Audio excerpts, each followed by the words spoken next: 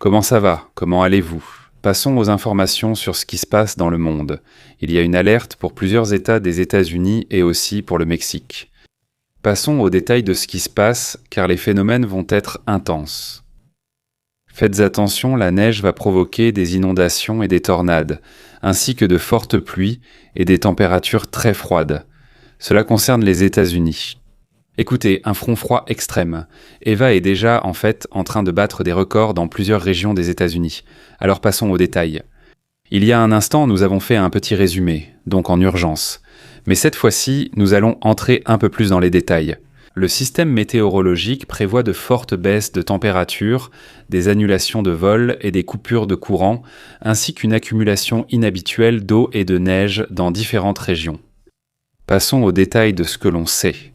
Le phénomène est atypique. On souligne sa puissance car ce phénomène attire l'attention. Si on le regarde du point de vue des températures, on observe déjà la situation telle qu'elle se présente en ce moment. Le froid, surtout dans cette zone du centre des États-Unis, est frappant. En même temps, il fait chaud dans le sud des États-Unis et dans le nord du Mexique. Eh bien, au Mexique, dans tout le Mexique, pratiquement partout sauf en Basse-Californie, où les températures sont un peu plus douces. En général, on connaît des températures froides dans la partie centrale des États-Unis qui vont s'aggraver dans les prochains jours, dans les prochaines heures. Le phénomène atypique frappe les États-Unis, où le climat extrême et les forts contrastes géographiques entraînent des chutes de neige historiques. D'ailleurs, des pluies torrentielles et, la probabilité de tornades est élevée dans tout ce couloir. Il va y avoir des tornades. Il faut rappeler que chaque année, dans cette région, il y a environ 400 tornades, un peu plus, un peu moins. C'est la région de la planète où l'on enregistre le plus de tornades. Registrado, ¿verdad? Ce sont de vastes plaines, et cela fait que, autant. Le climat, en plus du contraste entre la chaleur du Golfe et le froid du Nord, fait que cette combinaison de températures provoque ce phénomène de façon très intense. Plus de 25 États seraient directement touchés par le front froid de grande ampleur qui est arrivé avec force à partir du 5 mai. Celui-ci provoquerait une combinaison de fortes chutes de neige et de violents orages. Ils affirment qu'il est très rare de voir autant de neige à cette période de l'année. Par exemple, le Wyoming et le Colorado vont recevoir environ 30 cm de neige. Il n'y a que de la nouvelle neige à prendre en compte. À considérer d'aujourd'hui aux prochains jours, nous observons comment cela évolue. Ainsi, ces régions verraient une augmentation assez importante pour toute cette zone, qui est précisément la zone dont je vous parle au Colorado. Mais aussi pour le Nouveau-Mexique, où certaines régions auront des chutes de neige pouvant atteindre jusqu'à 60 cm, bien qu'ici, pour moi du moins, il est indiqué qu'il y aura environ 20 à 23 cm de nouvelle neige. Eux, ils assurent qu'il y en aura plus. Une chute de neige plus importante, disons, pas seulement en termes d'accumulation d'eau. Attention à ce sujet, l'accumulation d'eau, les tempêtes vont se produire vers le sud, oui, et vers l'est des États-Unis. Et là, c'est vrai que tout le Mexique est concerné par ce phénomène, parce qu'ici au Mexique, nous entrons dans une cyclogenèse. Nous allons en parler tout de suite, d'accord? Pendant ce temps, à Denver, on y enregistre des phénomènes historiques. Denver a enregistré sa plus forte chute de neige en près de 20 ans ces dernières heures. Le couloir climatique s'étend du Texas jusqu'au Maine, couvrant pratiquement toute la partie centrale du pays, avec du froid, des orages et certaines régions. Eh bien, évidemment, comme nous l'avons déjà vu avec la neige, nous allons charger la carte pour que vous puissiez voir comment la nébulosité de ces phénomènes s'est comportée au cours des dernières 24 heures. Une fois chargé, nous l'observerons, n'est-ce pas ? Voilà, c'est comme ça que c'est-à-dire là. Une masse de mauvais temps, pour ainsi dire, du centre des États-Unis vers l'est des États-Unis. Ce ne sont pas que de mauvaises nouvelles, car cela apporte beaucoup d'eau à l'Alabama, la Géorgie et toute la région sud-est des États-Unis, ce qui est positif pour les réserves en eau. Il faut rappeler que cette région a connu la sécheresse, donc maintenant il va y avoir une température, disons, moins chaude qu'elle ne l'a été dernièrement. Mais en plus de cela, avec l'humidité, la pluie et tout ça, cela va être important et c'est aussi une nouvelle positive dans ce sens. La NOAA et le Service météorologique national ont élevé les alertes de orages violents, en particulier pour l'Alabama, le Mississippi, où il existe un risque de gros grêlons et aussi de tornades dans la région. L'avertissement est passé du niveau 0, disons, au niveau 3,3 sur 5, ce qui signifie un potentiel réel de supercellules capables d'endommager les infrastructures, voire de les détruire et de provoquer des situations d'urgence soudaines. L'Arkansas, d'autre part, présente un risque d'inondation soudaine dans la région pour les prochaines 24 heures, saturant les systèmes de drainage et augmentant le risque d'évacuation. Le transport aérien est déjà affecté avec 200 vols annulés ou retardés dans des aéroports clés comme l'aéroport O'Hare de Chicago, l'aéroport international de Denver et d'autres aéroports qui ont accumulé des annulations de vols. Sur les autoroutes inter-États, vérifiez-les avant de partir. L'I-20 5 est déjà en alerte car il pourrait y avoir de la glace, de la neige dans certaines zones et une baisse de la visibilité.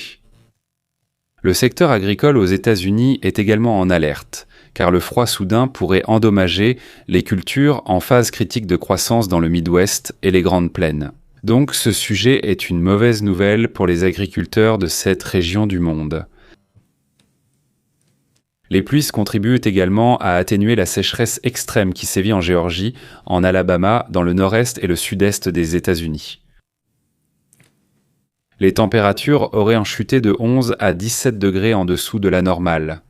Une chute qui, selon eux, a été brutale pour un mois de mai qui normalement ressemble déjà plus au printemps, à l'été, n'est-ce pas? C'est-à-dire, oui, eh bien, cette fois-ci, cela a été assez fort, assez curieux.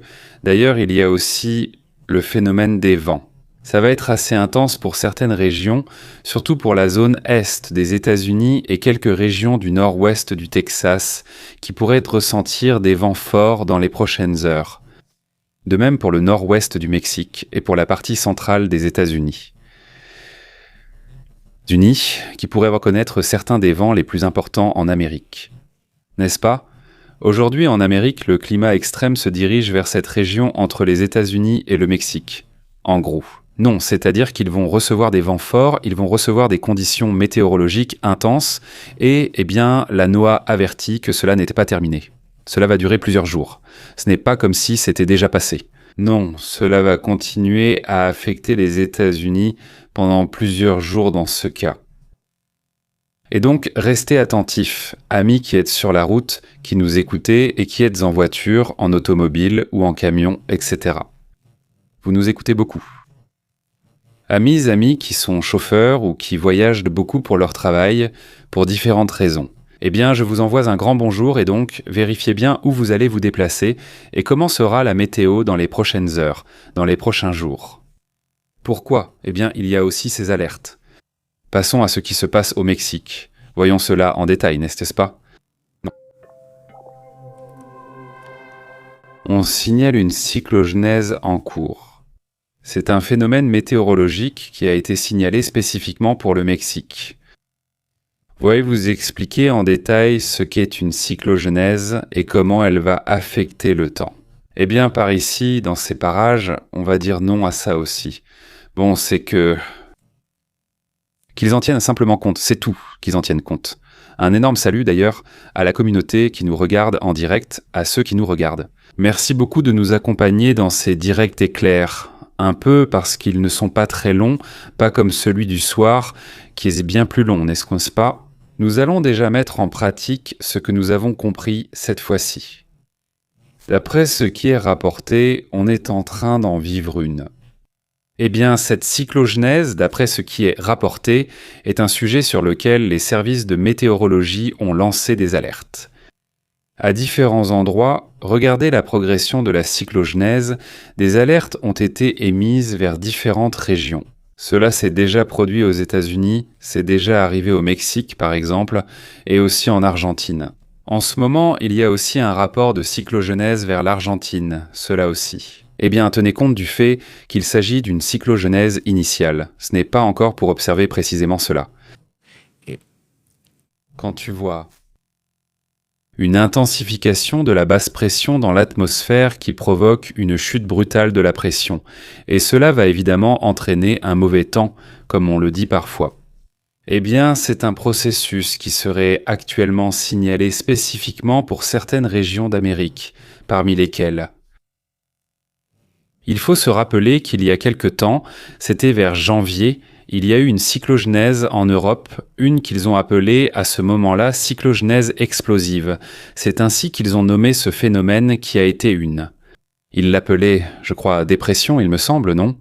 Celle qui se produit en ce moment aurait lieu en Argentine. C'est le phénomène qui va être observé dans les prochaines heures. Non, c'est une alerte jaune qu'ils ont là-bas à cause des orages, et cela va passer à une alerte orange pour orage. Non, nous allons le voir tout de suite au Mexique, et nous le voyons en Argentine, nous le voyons maintenant au Mexique. Comment cela va-t-il se passer ? Des orages vont se produire dans cette zone. Non, passons à la carte des orages, et voyons où il y a le plus de risques, et surtout quel jour, à quelles heures, etc. Non, cela aussi, prenez-le en compte. Si vous nous regardez, voyez qu'en ce moment, le phénomène est déjà assez étendu en Argentine et en plus, directement dans la capitale, vers Buenos Aires. Voici Buenos Aires de ce côté.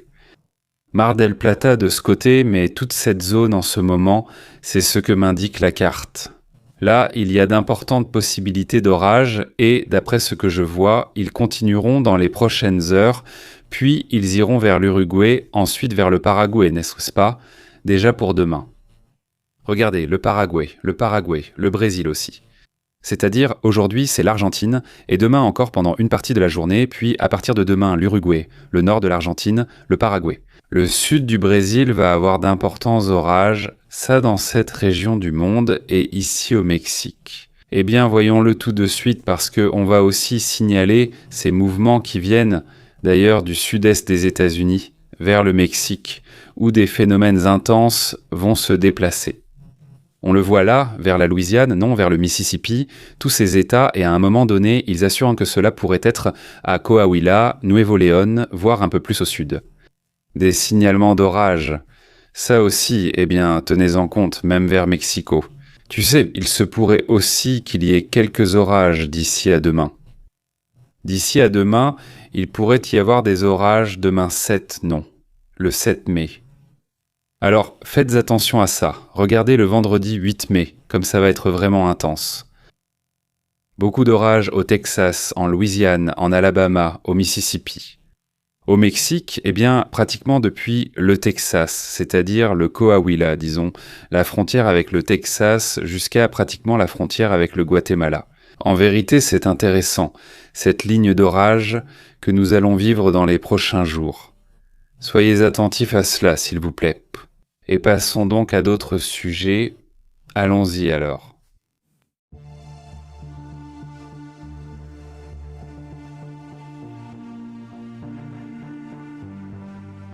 Oui, je crois que ce n'est pas après. Ce sera une année différente, non ? Je ne sais pas. Ça a été étrange pour nous, vraiment. Je l'ai déjà dit plusieurs fois ici. Ça a été très curieux. L'année la plus étrange que j'ai eue ces 10 ou 15 dernières années, c'est-à-dire où le climat se comporte de façon vraiment étrange, non ? Je veux dire, froid, frais, non ? Voilà. Ça a été comme ça, non ? Mais quand la chaleur est arrivée, elle a vraiment frappé fort, non ? Pas de façon exagérée, mais quand même fort, non ? Monsieur X, comment vas-tu ? Salutations, Jaïd. À toute la communauté présente en direct. Bon, je vous laisse. Je vous envoie un grand bonjour. Ici, en Uruguay, ils annoncent une alerte rouge pour vendredi à cause de la tempête. Ça se voit, hein ? On dirait que ça va être intense. Mais moi, je vois ça ici, au moins à partir de demain, non ? C'est-à-dire dès demain jeudi, mais le soir, non ? En fin d'après-midi, le soir ou même à midi. Non, regarde, non. C'est plus tôt. À partir de 11h du matin, ça m'indique déjà, le plus tôt. Regarde, ça c'est à 6h du matin, 5h du matin, c'est-à-dire 4h du matin. 3h du matin, regarde, 3h du matin, et ça m'indique ces températures. Celle-ci, d'ailleurs, aujourd'hui, ce soir, ça m'indique déjà ça en Uruguay. Ce soir, aujourd'hui, mercredi à 22h, ça m'indique ces orages là-bas. Comment ça s'appelle ? En Uruguay, non ? Un grand bonjour, monsieur X. Portez-vous bien, passez une excellente journée. On se revoit plus tard. À bientôt.